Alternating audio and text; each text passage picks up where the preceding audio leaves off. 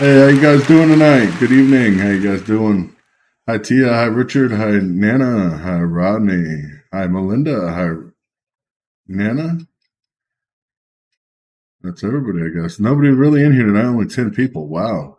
Please share the stream out if you can. We definitely appreciate it as it helps us, of course, get more views and get more information out there for people who really truly need it. A lot to talk about tonight. Nothing big, I guess, but a lot to talk about. From Biden's classified documents to workers that are being laid off flooding with fake job offers as virtual hiring and remote work has become made it easier to swindle job seekers. This is crazy. This is crazy. I mean, absolutely crazy that there's more and more of these scammers getting on board and scamming people with fictitious job listings, fake interviewers, fake recruiters, sham onboarding process to steal job seekers' money and identities. And it's happening everywhere right now. So be careful if you're looking for work online. There's a lot of these virtual hiring for remote works that are scamming. It appears now that they're zeroing in on workers that have recently lost their jobs, particularly in the tech industry. Workforce experts and recent job scam victims say, the number of scammed victims from this so far is over 104,000 people. 104,000 people have so far gotten scammed from this same exact event. It's getting bad. Targeting people even on LinkedIn and everything else. Crazy. Of course, then we got Republicans actually doing something positive for a change. Republicans are pressing the Treasury for records related to Hunter Biden. And not just Hunter. The House Oversight Chairman is also seeking records for the the whole family's financial data transactions. One of the first moves by James Comey as House Oversight Chairman is to seek information about the Treasury Department about the Biden's family's financial transactions, and calling a handful of former Twitter executives to testify on a public hearing. This is what needs to happen. New round of letters, and of course, the committee comes to the House of Representatives. The House Republicans are now taking over and looking to flex their investigation might to make good on promises to devolve into the Biden family's finances and alleged political influence over technology companies after Twitter temporarily suppressed the story in 2020 about Hunter Biden and his laptop. Now, Democrats are no longer have the one-party rule in Washington. Oversight and accountability are coming. Investigation is a top priority of the House Republicans during this 118th Congress. Comey requested the Treasury Secretary Jane Yellen to provide his panel with the banking activity and reports for Hunter Biden, the president's brother James Biden, and several Biden family associates and their relative companies. This is what needs to happen. We need true investigations into what happened. Comey tried to acquire these bank reports known as suspicious activity reports repeatedly when Republicans were a minority, but was largely unsuccessful. So now we'll get to see what's actually digging into the sauce, of this story of who's the big man. We'll find out. As more House Republicans join him in the push to find out what's going on with our current president. We need to continue focusing on these important issues. American people want to know what happened and where it went and where it's going. And the influence from it is so far-fetched that we don't even know. Jim Jordan, of course, heads a new committee investigating the weaponization of the federal government. It's crazy. This is absolutely crazy. The Judicial Committee Chair Rep. Jim Jordan, a Republican from Ohio, is providing insight into the subcommittee's charge to investigate the weaponization of the federal government as dozens of whistleblowers from the FBI have come forward, and just how political things are at the Bureau. It's crazy stuff. We have over a dozen whistleblowers from the FBI. The FBI agents that are coming up and talking. So yeah, there's a lot going on. Frankly, American people have common sense. They can step back and see the double standard. Look at the most recent one and how President Trump was treated so-called classified documents being at his residence and what we were told versus the classified documents found in the Biden Center. I think we can see this as a country. This is why we need to get this information to get into this, because the government is not supposed to be picking winners and losers, functioning in a political fashion. It's absolutely ridiculous. The government's overreach and oversight is getting too much. Trying to limit or trying to tell companies what data they have to collect on their vehicles to report to the government of how drivers drive or anything else. That's one thing, the natural gas thing. Now they're claiming they never said that, but we know they did. We have tweets from AOC and several other Democratic senators backing what they were saying about banning natural gas stoves. Can't go back and say it didn't happen because we know it did. This is crazy. And the Trump-Biden classified documents and the revelations are not the same between the two. I mean, after serving Barack as vice president for 8 years, Joe Biden, a high-profile politician, went to a prominent university to work for a think tank. When he went there, he took classified documents. He was not the president. He did not have rights to declassify documents. And any rights, not that means. But yet he definitely did it. Nobody's going after him. The FBI isn't raiding his house.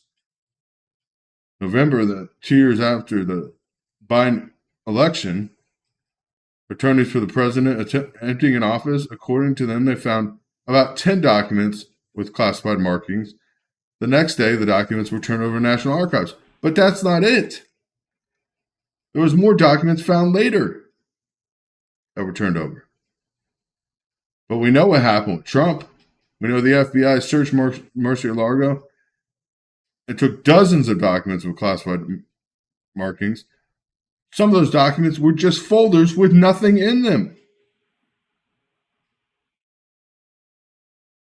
We also know the seizure of the documents came only after a lengthy effort to secure the documents, both classified and non-classified documents. Non-classified documents were trying to be secured.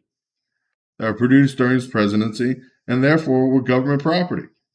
But he still has rights to them, as the president does. Investigation into Trump's documents triggered in, of course, May 2021. National Archives contacted Trump's team to documents it knew existed but were not in its possession. The copies they had basically said weren't the originals, so we want the originals back. Ridiculous. So then they treat a Republican with a warrant and raid his home, taking magazines and everything else. Like literally there was a whole bunch of boxes. Most of them were magazines or mail that he received when he lived at the White House. That was personal stuff. It wasn't even anything to do with his presidency. It's ridiculous. The three ways Biden and Trump's classified documents differ. Basically, Biden had no right to them in the first place. Yes, Biden reported or handed over them immediately when they found the first 10 classified documents in his private office. But Biden aides discovered a second batch of classified documents in a new location. The White House will not comment on this. They won't even bring it up.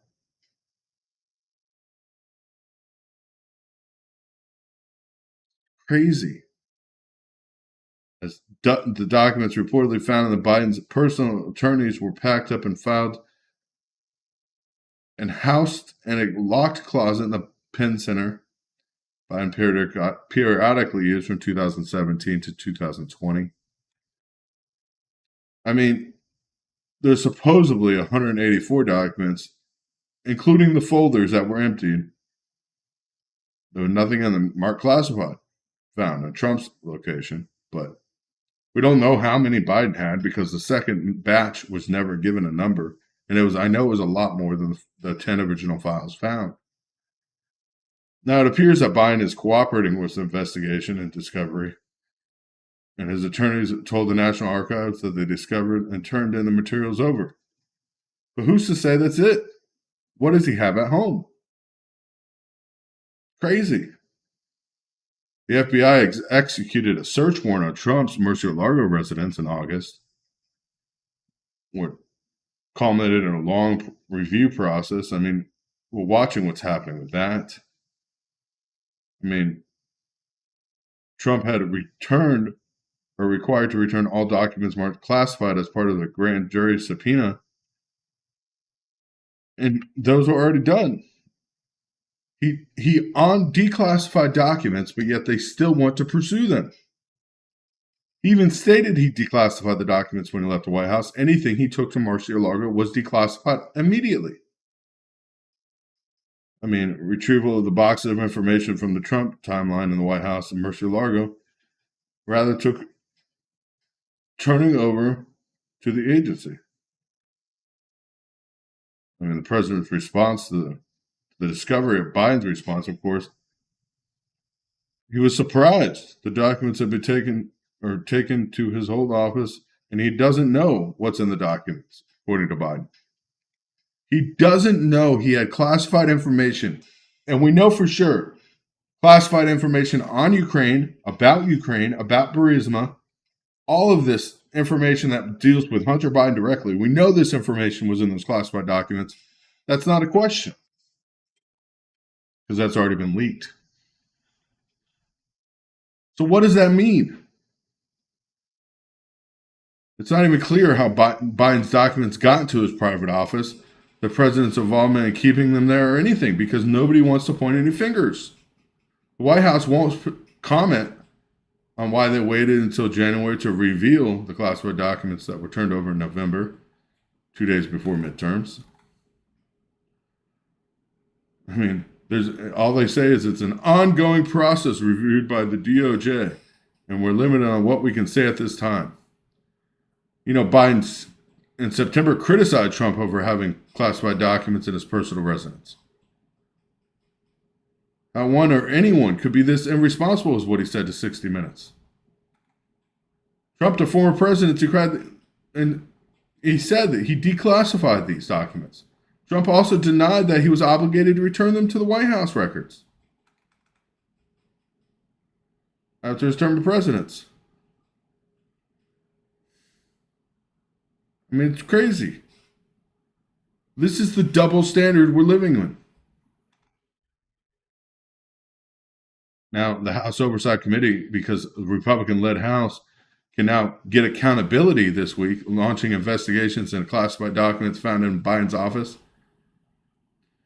I'm guaranteed we're going to find a lot of information out. And there's definitely a two-tier justice system within the DOJ and how they treat Republicans versus Democrats.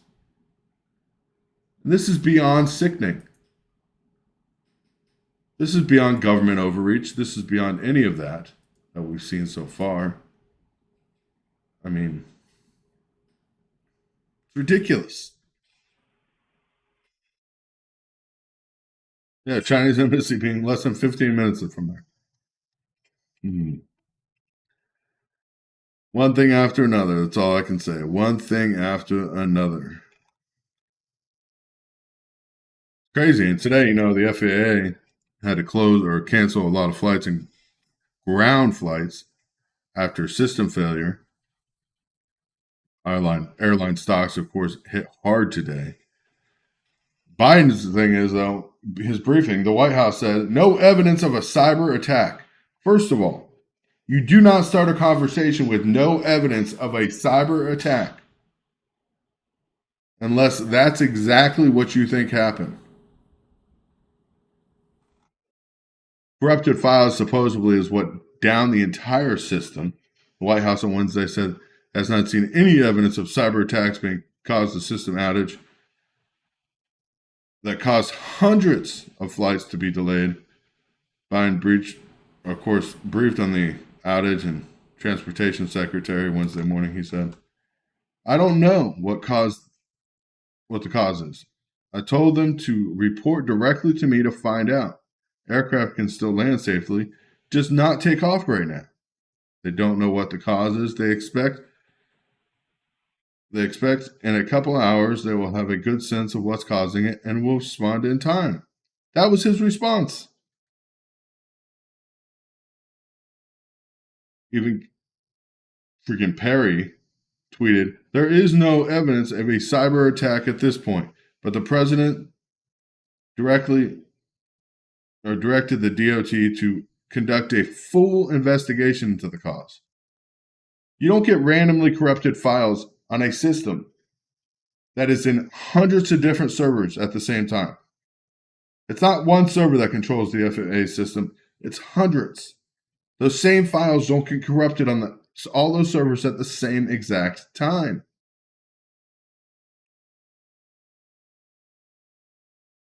And this is crazy. Absolutely crazy, as runways closed and equipment outages and potential hazards along flight routes all couldn't be monitored. Planes that were already in the air were safe to land, but those going still on the ground could not take off safely. Planes on the ground were grounded until 9 a.m. this morning when they finally addressed the problem, saying it was a corrupt file that happened amongst all these servers.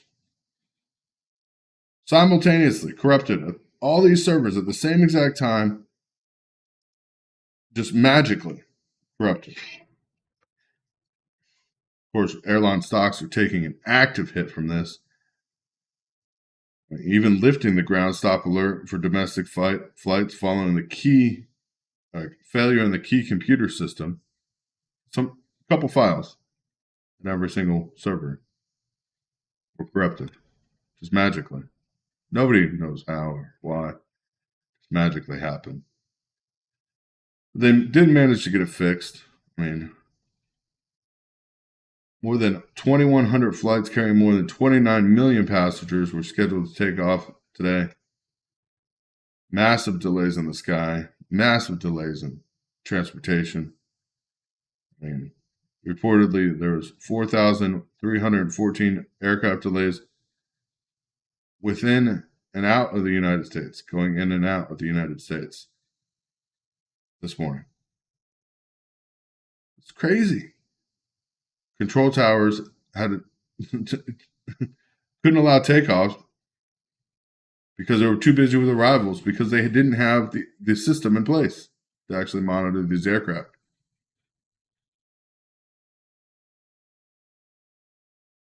Crazy. This flight disruption, of course, grounding these flights luckily ended quickly, but it's a big problem. A truly big problem. That World Bank today makes huge cuts to its 2020 growth outlook. The World Bank says the globe is perilously close to a recession right now, and it's expected to go into one this year. Its projected growth for 2023, even with a recession projection, was 3%.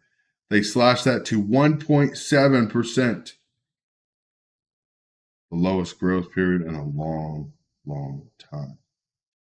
It'll be the weakest pace of growth in the 3 decades, overshadowed only by the global recession caused by the pandemic. Of course, the global financial crisis.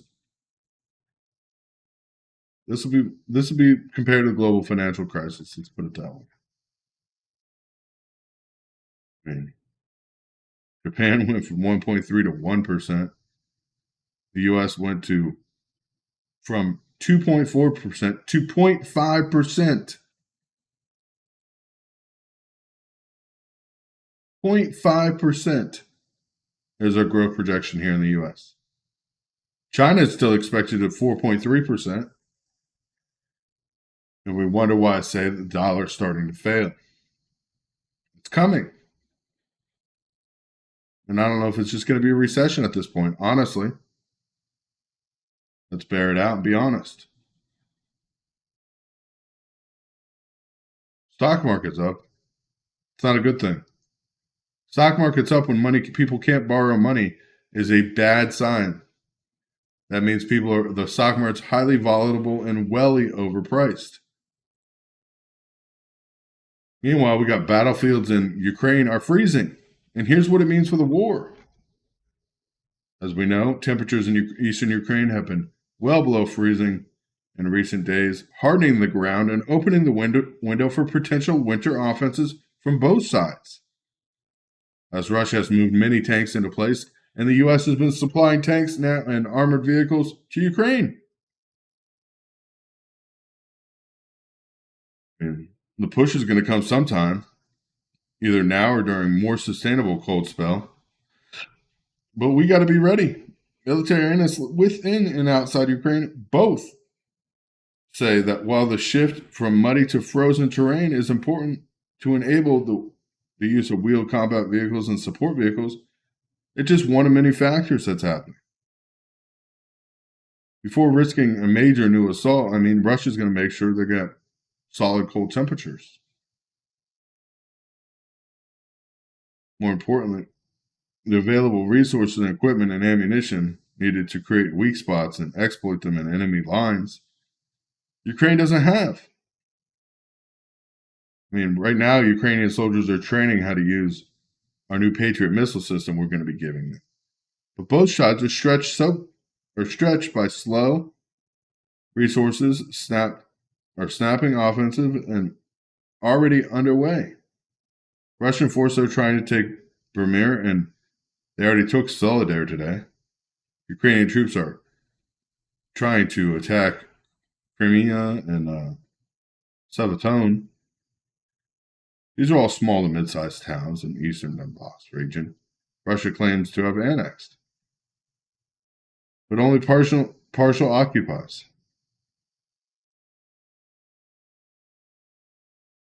Oh, it's crazy.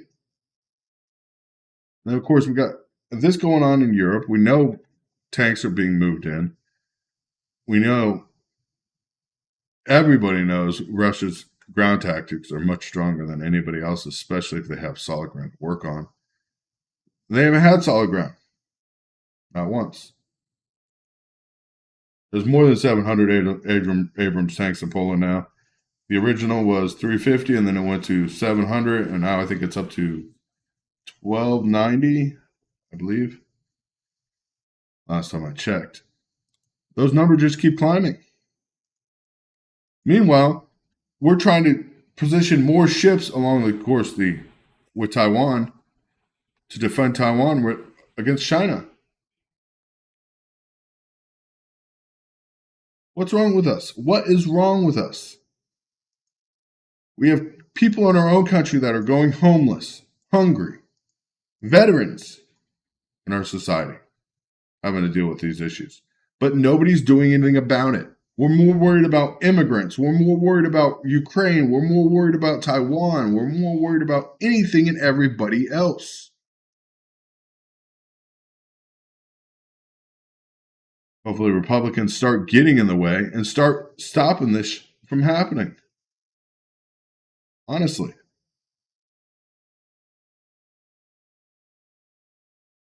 Otherwise, it's game over. Literally, game over.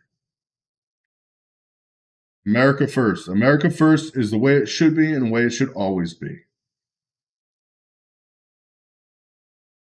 Our country, our people, our place to stay. God bless you guys. Of course, I will get into more about what he decided, or McCarthy decided to do once we get more information. Of course, that the papers are not published yet or public, but once we get ready, we will be talking about them as soon as we get access. God bless you guys. God bless America. And please, if you can afford to support us by supporting families in need, please do. But God bless you guys. God bless America. Have a wonderful night.